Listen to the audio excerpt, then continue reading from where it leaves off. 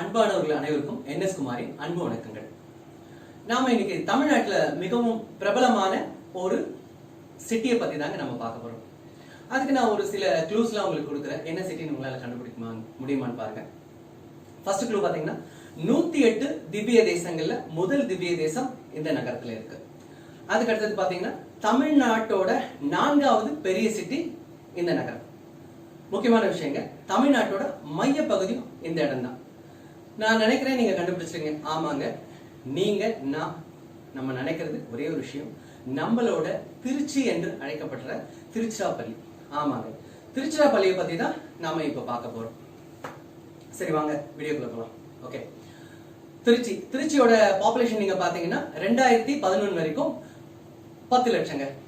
திருச்சியோட மொத்த பரப்பளவு பாத்தீங்கன்னா 167.23 ஸ்கொயர் கிலோமீட்டர். திருச்சி ரொம்ப கிளீனான ஒரு சிட்டி. இதனால இங்க எனர்ஜி எக்யூப்மெண்ட்ஸ் ஸ்டார்ட் பண்ணிருக்காங்க. எனர்ஜி எக்யூப்மெண்ட்ஸ் மேனுஃபேக்சர் அதிக அளவுல ஆரம்பிச்சிருக்காங்க. இதையே லேட்டர் ஆன் என்ன செஞ்சிருக்காங்கன்னா, இந்த யூனிட் நல்லா இந்த இடத்துல செட் ஆகுதுன்றதால நிறைய ஃபேக்டரிஸ் அந்த மாதிரி கொண்டு வந்திருக்காங்க. நிறைய ஃபேக்டரிஸ் கொண்டு வந்ததால energy equipments and fabrication capital of India அப்படின்ற பட்டத்தை வென்றதும் நம்ம ஒரு திருச்சி தாங்க. இது மாதிரி திருச்சியை பத்தி சொல்லணும்னா நிறைய விஷயங்கள் சொல்லலாம். திருச்சியோட பெயர் காரணம் நான் சொல்றேன் பாருங்க. திருச்சி சான்ஸ்கிரிட்ல 3 தலைகள் கொண்ட திரிஷிரா அப்படின்ற பேர்ல இருந்து உருவானது தாங்க திருச்சி. அதுதான் நம்மளோட திருச்சிராப்பள்ளி. திருச்சி மாநகரம் இதுக்கு முன்னாடி சோழர்கள் ஆண்டிருக்காங்க. அதன் பிறகு பாண்டவர்கள், பல்லவர்கள், விஜயநகர பேரரசர்கள், நாயக்ஸ் ஆண்டிருக்காங்க, கர்நாடிக்ஸ் ஆண்டிருக்காங்க. அதன் பிறகு பிரிட்டிஷ் ஆண்டிருக்காங்க. அதன் பிறகு என்னன்றது உங்களுக்கு நல்லா தெரியுங்க. அடையாளங்கள் நம்ம சொன்ன உடனே பாத்தீங்கன்னா சர்சிதராமன் பிறந்தவருங்க. சர்சிதராமன் பாத்தீங்கன்னா 1954 பாரத ரத்னா வாங்கினாரு. அதன் பிறகு பாத்தீங்கன்னா நோபல் பரிசும் அவர் தாங்க வென்றிருக்காரு. நோபல் பரிசு வாங்கின முதல் ஏசியன் அவர் தாங்க. அதுக்கப்புறம் பாத்தீங்கன்னா KAP விஸ்வநாதன் பிள்ளை, இவர் யாருன்னு பாத்தீங்கன்னா தமிழ் ஸ்காலர். அதுக்கப்புறம் எல்லாருக்கும் தெரிஞ்ச தமிழ்நாட்டுல இல்ல இந்தியால இல்ல உலக அளவுல ஃபேமஸான TS ரங்கராஜன். TS ரங்கராஜன் யாரு, ஏன் இவ்வளவு ஃபேமஸ் அப்படின்னு பாத்தீங்கன்னா, அவர் வேற யாரும் இல்லைங்க, நம்ம வாலி ஐயா அவர்கள் தாங்க. வாலி ஐயா பாத்தீங்கன்னா MG ராமச்சந்திரன் முன்னாள் முதல்வர், அவருக்கு ஒரு 63 படங்கள்ல பாட்டு எழுதியிருக்காருங்க. நடிகர் திலகம் சிவாஜி கணேசன், அவருக்கு ஒரு 70 படங்கள்ல பாட்டு எழுதியிருக்காரு. இதுவரை தமிழ் சினிமாவில 15,000 பாட்டுகள் எழுதியிருக்காருங்க. 15 புத்தகத்துக்கு மேலும் எழுதியிருக்கிறார். முக்கியமான ஒரு சிறப்பு என்னன்னு பாத்தீங்கன்னா, அம்மா என்று அழைக்காத உயிரில்லை என்ற ஒரு பாட்டை உங்க எல்லாருக்குமே தெரியும், ரொம்ப ஃபேமஸான பாட்டு, சூப்பர் ஸ்டார் ரஜினிகாந்த் நடிச்ச பாட்டு. அந்த பாட்டோட முக்கியமான வரிகள் பாத்தீங்கன்னா ரொம்பவே நல்லா இருக்கும். அந்த பாடல்கள் திருச்சியில இருக்கிற கோவில்ல ஒரு கல்வெட்டுல செதுக்கி வச்சிருக்காங்க. அப்போ யோசிச்சு பாருங்களேன். அப்ப அந்த பாடல்களுக்கு நாம கொடுத்த ஒரு முக்கியத்துவம், அந்த பாடலுக்கு உண்டான ஒரு மகத்துவம். அதுக்கடுத்தது ரொம்ப ரொம்ப முக்கியமான பத்தி பேச போறேன், எழுத்தாளர் சுஜாதா. இவர் எல்லாருக்கும் தெரியும். அதுக்கடுத்தது பாத்தீங்கன்னா VVS ஐயர், பெரிய சீர்திருத்தவாதி. அதுக்கடுத்தது மீனாட்சி சுந்தரம் பிள்ளை, அவர் பாத்தீங்கன்னா தமிழ்நாட்டுல இருக்கிற பல கோவில்களுக்கு ஸ்தல புராணம் எழுதியவர். இப்ப நம்ம ஸ்டேட்ல ரொம்ப ரொம்ப ஃபேமஸா ட்ரெண்டிங்கா இருக்கிற உங்களை பத்தி தான் சொல்ல போறேன். அவங்க வேற யாரும் இல்லைங்க, நம்ம மத்தியில இருக்கிற பினான்ஸ் மினிஸ்டர் திரு நிர்மலா சீதாராமன் அவர்கள் இங்க திருச்சி மாநகரத்துல அவங்க BA படிச்சாங்க. இவங்க எல்லாம் அடையாளங்கள், சரிங்களா? அதுக்கடுத்து பாத்தீங்கன்னா முக்கியமான பிரபலங்கள் அப்படின்னு சொன்னோடனே நம்ம ஆரம்பத்துல இருந்து நம்ம சின்ன வயசுல இருந்து பார்த்திருப்போம். இவர் பாட்டு இல்ல அப்படின்னா படமே இல்லை. அவர் வேற யாரும் இல்லைங்க, நம்ம தியாகராஜ பாகவதர். அவர் நிறைய படங்கள்ல நம்ம பார்த்திருக்கலாம். அதுக்கு அடுத்த பிரபலங்கள் பாத்தீங்கன்னா நம்ம சின்ன தளபதி பரத் அவர்களும் இங்கதான் பிறந்திருக்கிறாங்க. முன்னாள் மத்திய இணையமைச்சர் திருவாளர் நெப்போலியன் அவர்களும் இந்த ஊருக்கு தாங்க சொந்தக்காரர்கள்.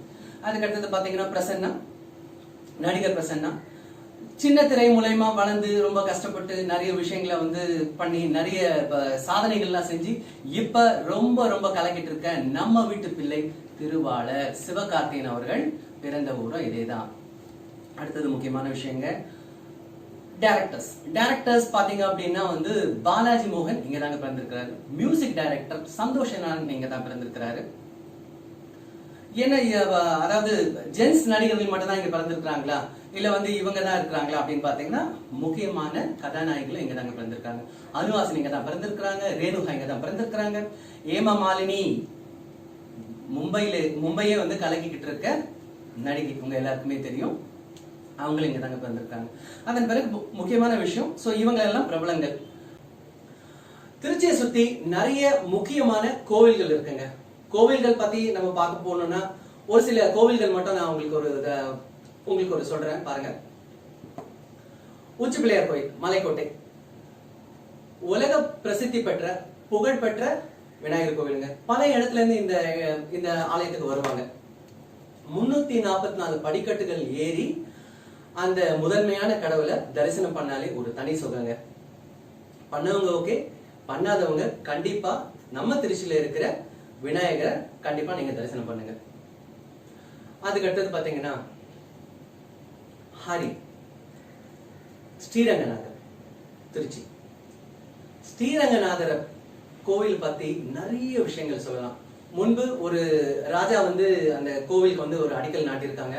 அவங்க வந்து ஸ்டார்ட் பண்ணியிருக்காங்க. அதன் பிறகு வந்து அவங்களோட மறைவு பிறகு ஒரு 400 வருஷங்கள் யாருமே அந்த கோவிலை வந்து அகைன் வந்து எதுவுமே பண்ணலைங்க. அதன் பிறகுதான் வந்து அந்த கோவிலை வந்து கட்டியிருக்காங்க. கட்டி புதுப்பிச்சு அதன் பிறகு வந்து ரொம்ப ரீசெண்டா வந்து நம்மளோட இசைஞானி இளையராஜா அவர்களும் அந்த கோவிலை வந்து புதுப்பிச்சாரு. இது மாதிரி விஷயங்கள் இருக்க. முக்கியமான விஷயம் உங்களுக்கு வந்து ரங்கநாதர் ஆலயத்தை பத்தி சொல்லணுங்க. அது என்னன்னு பாத்தீங்கன்னா ஓம் நமோ நாராயணா அப்படின்ற ஒரு பிரணவ மந்திரம் நமக்கு கொடுத்த ஸ்ரீ ராமானுஜரோட ஜீவசமாதி இருக்கிற இடம் தாங்க. ஜீவசமாதி அப்படின்னும் போது ஒரு சின்ன விளக்கம் மட்டும் உங்களுக்கு நான் சொல்றேன். ஜீவசமாதி ஜீவன் பிளஸ் சமம் ஆகிற இடம் தான் ஜீவசமாதி.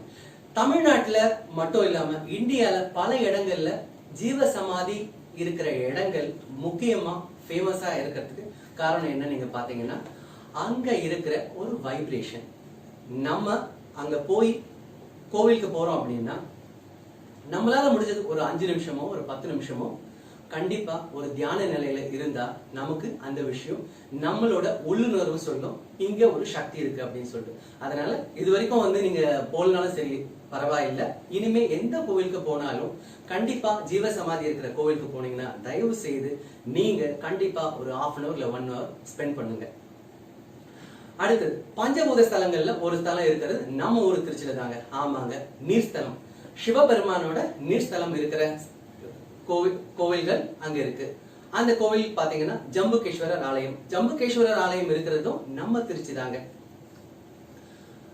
இந்த இந்த ஆலயத்தை பத்தி ஒரு சிறப்புகள் மட்டும் உங்களுக்கு சொல்லணும். சிவபெருமானுக்கும் பார்வதிக்கும் ஒரு பிரச்சனை இல்ல, ஒரு சண்டை வர்றப்ப நம்ம சிவபெருமான் வந்து சாபனை கொடுத்துடுறாங்க அம்பாளுக்கு சாபனை கொடுத்தவனே அந்த சாபனை மூலயமா அம்பாள் என்ன பண்றாங்கன்னா அகிலாண்டேஸ்வரியா ஒரு அவதாரம் எடுத்து நம்ம திருச்சி மண்ணில ஒரு சக்தி பீடம் அமைச்சுக்கிறாங்க. அந்த இடமும் இருக்கிறது நம்ம திருச்சி தான். இது மாதிரி பல பெருமைகள் இருக்கு. அதன் பிறகு பாத்தீங்கன்னா எறும்பேஸ்வரர் இருக்காரு, வயலூர் முருகன் இருக்கிறாரு. தென் வந்து முக்கியமான விஷயம் எல்லாருக்குமே தெரிஞ்சதுதான் இந்த விஷயம், சமயபுரம் மாரியம்மன். சமயபுரம் மாரியம்மன் அம்மனோட சிலைய நீங்க நேர்ல பாத்தீங்கன்னா அம்மன் நம்மள நேர்ல தத்ரூபமா பாக்குற மாதிரி இருக்குங்க. ஆமாங்க, இதுக்கு முன்னாடி நீங்க வந்து அதை தரிசனம் பண்ணியிருந்தாலும் பரவாயில்ல, அந்த அம்மன் சுவாமி தரிசனம் பண்ணியிருந்தாலும் பரவாயில்ல, இனிமேல் போகும்போது கண்டிப்பா அம்மனோட கண்களை பாருங்க. அம்மன் நம்மள நேரடியா பாக்குற மாதிரியே இருக்காங்க. அதன் பிறகு பாத்தீங்கன்னா இன்னைக்கு எல்லா இடத்துலயும் ஷீரடி பாபா கோவில் இருக்கு. நிறைய பேர் வந்து ஷீரடிக்கு கோவில் போனோம்னா வந்து பணம் தேவை, தென் வந்து டிராவலிங் இருக்கும், வயசானவங்களாம் முடியாது, இந்த மாதிரி ஒரு சில பிரச்சனைகள் இருக்கு. அதற்காக தான் பாத்தீங்கன்னா நம்ம தமிழ்நாட்டுல திருச்சியில முக்கியமா பாபாக்காக ஒரு கோவிலை அமைச்சிருக்கிறாங்க. ஆமாங்க, மிகவும் இப்போ சமீபத்துல அமைச்ச ஒரு கோவில், சமீபத்துல திருப்பூர்ல நடந்தது அந்த கோவில்களுக்கு. கண்டிப்பா நீங்க திருச்சியில இருக்கிற ஷீரடி பாபா கோவிலுக்கு போங்க. அழகான கலைநயம் மிக்க கட்டியிருக்காங்க கோவில்கள். திருச்சியில இருக்கிற எல்லா கோவிலும் பாத்தீங்கன்னா ஆர்கிடெக்சர்ஸ் ரொம்ப நல்லா இருக்கும், ஹிஸ்டாரிக்கல் பிளேசஸ்லாம் இருக்கு, ரொம்ப ஹெரிட்டேஜஸான ஒரு கோவில்கள்லாம் இருக்குங்க. இது மாதிரி கோவில்கள் நிறைய விஷயங்கள், அதாவது என்ன சொல்லணும்னா, சிவபெருமானுக்கும் இருக்கட்டும், இல்ல விநாயகருக்கா இருக்கட்டும், முருகருக்கு இருக்கட்டும், இல்ல ரங்கநாதருக்கு இருக்கட்டும், சக்திக்கு இருக்கட்டும், எல்லா தெய்வங்களுக்கும் கோவில்கள் இருக்குங்க. முக்கியமா ஒரு நம்மளோட ஐதீகம் வந்து சொல்றாங்க என்ன அப்படின்னு பாத்தீங்கன்னா, பிரம்மபுரீஸ்வரர் ஆலயம் கூட இங்கதாங்க இருக்கு, நம்ம திருச்சியில தான் இருக்கு. இந்த கோவில்ல நம்மளோட ஜாதகத்தை கொண்டு போய் வச்சோம் அப்படின்னா நம்மளோட தலையெழுத்தே மாறும்னு சொல்லிட்டு ஒரு ஐதீகம் இருக்கு. இதை வேணா நீங்க கூட முயற்சி பண்ணி பாருங்க. நம்மளோட தலையெழுத்து மாறுதுன்னா அது நமக்கு நல்லது தானுங்க. ஓகேங்க. சோ இது மாதிரி கோவிலோட வரலாறு எல்லாம் பார்த்தோம். அதுக்கப்புறம் பாத்தீங்கன்னா, வெள்ளையனே ரொம்ப நம்மளை பார்த்து ஏங்கின ஒரு நேரம் அப்படின்னு கூட சொல்லலாம். என்னன்னு பாத்தீங்கன்னா, கல்லணை வந்து எப்படி இவங்க வந்து பில்ட் பண்ணிருக்காங்க அப்படின்னு பார்த்தோம்னா, 2000 வருஷத்துக்கு முன்னாடியே வெள்ளையன் நம்மளை பார்த்து திங்க் பண்ண ஒரு விஷயம், கல்லணையை பில்ட் பண்ணிருக்காங்க எப்படின்ற ஒரு விஷயம். அதுக்கப்புறம் பாத்தீங்கன்னா முக்கம் இருக்கு. தென் வந்து காவேரி பத்தி ஒரு பெரிய ஒரு ஹிஸ்டரியை சொல்லாங்க. காவேரி பாத்தீங்கன்னா 800 கிலோமீட்டர் வரைக்கும் போகக்கூடிய ஒரு விஷயங்க. 320 கிலோமீட்டர் கர்நாடகால பாயுது, 416 கிலோமீட்டர் தமிழ்நாட்டுல பாயுது, 64 கிலோமீட்டர் மிச்சமுள்ள ஏரியால பொதுவா வந்து காவேரி வந்து பாஞ்சிட்டு இருக்குங்க. அதுக்கடுத்தது பாத்தீங்கன்னா புளியஞ்சோலை. இது மாதிரி சொல்லணும்னா சொல்லிக்கிட்டே இருக்கலாங்க திருச்சியை பத்தி. முக்கியமான இரு பெரு தலைவர்களை பத்தி நான் உங்களுக்கு ஒரு சின்ன ஒரு சொல்றேன். புரட்சி தலைவர் எம்ஜிஆர், முன்னாள் முதல்வர், அவரை பத்தி அவரோட ஆட்சி காலத்துல என்ன செஞ்சிருக்காங்கன்னா ஒரு பிளான் பண்ணிருக்காங்க. திருச்சியோட, நான் முன்னாடி சொன்னேன் இல்லைங்களா, திருச்சி வந்து தமிழ்நாட்டோட மைய பகுதின்னு சொல்லிட்டு. சோ அந்த இடத்துல கவர்மெண்ட் ஆபீஸ், இந்த மாதிரி சட்டமன்றம் எல்லாம் இருந்தா எப்படி இருக்கும்னு சொல்லிட்டு ஃபீல் பண்ணிருக்காங்க. அதுக்குண்டான முயற்சிகள் நடந்திருக்கு. அதுக்கப்புறம் என்னன்னு தெரியல, ஒரு டிராப் ஆயிடுச்சுங்க. இது வந்து ஒரு சொல்ல கேள்விதான். ஓகே, முக்கியமான அடுத்த ஒரு தலைவரை பார்க்க போறோம். அம்மா என்று எல்லாராலையும் அன்பா அழைக்கப்படுற நம்ம அம்மா அவர்கள். ஆமாங்க, அவங்க வேற யாரும் இல்ல, புரட்சி தலைவி ஜெயலலிதா, முன்னாள் முதல்வர். இவங்களும் அவங்க அம்மாவோட ரொம்ப காலம் வந்து சின்ன வயசுல வாழ்ந்திருக்கிறாங்க நம்ம ஸ்ரீரங்கத்தில் தாங்க. இது மாதிரி பல பெருமைகளை தாங்கி இருக்கிற திருச்சி மாநகரம் ரொம்பவே வந்து சொர்க்கபுரமான ஒரு இடங்க. ஹோட்டல்ஸ் எடுத்தீங்கன்னா, திருச்சியில இருக்கிற ஹோட்டல் வந்து ரொம்ப நல்லா இருக்குங்க. ரொம்ப பிரசித்தி பெற்ற ஹோட்டலும் இருக்கு. ஃபர்ஸ்ட் ஹோட்டல் பாத்தீங்கன்னா ஹோட்டல் கண்ணப்பூர்ல பாத்தீங்கன்னா ரொம்ப நல்ல விதமான ஒரு சுவையா நான்வெஜ் எல்லாம் நமக்கு நல்லாவே கிடைக்கும். அதுக்கு அடுத்த ஹோட்டல் பாத்தீங்கன்னா பனானா லீஃப், ரொம்ப ஃபேமஸான ஹோட்டல். அதுக்கு அடுத்து பாத்தீங்கன்னா மெஸ் எல்லாம் நிறைய இருக்கிற மெஸ்ல ரொம்ப ஃபேமஸான ஒரு மெஸ் பாத்தீங்கன்னா சேதுராமன் மெஸ். இந்த சேதுராமன் மெஸ்ல பாத்தீங்கன்னா ஒரு சில விஷயங்கள் வந்து பானையில வந்து உங்களுக்கு வந்து கிரேவிஸ் எல்லாம் கொடுப்பாங்க. நீங்க வந்து சாப்பிட்டவங்க ஓகே, இதன் பிறகு வந்து இந்த நியூஸை கேள்விப்பட்டு ஜஸ்ட் ஒரு தடவை ட்ரை பண்ணி பாருங்களேன். சோ திருச்சி மாநகரம் மக்கள் எல்லாருக்கும் நம்ம இந்த வீடியோவை காணிக்கையாக்குறோம், சமர்ப்பிக்கிறோம். இந்த வீடியோ உங்களுக்கு பிடிச்சிருந்தா சப்ஸ்கிரைப் பண்ணுங்க, லைக் பண்ணுங்க, ஷேர் பண்ணுங்க. தேங்க்யூ. பாய்.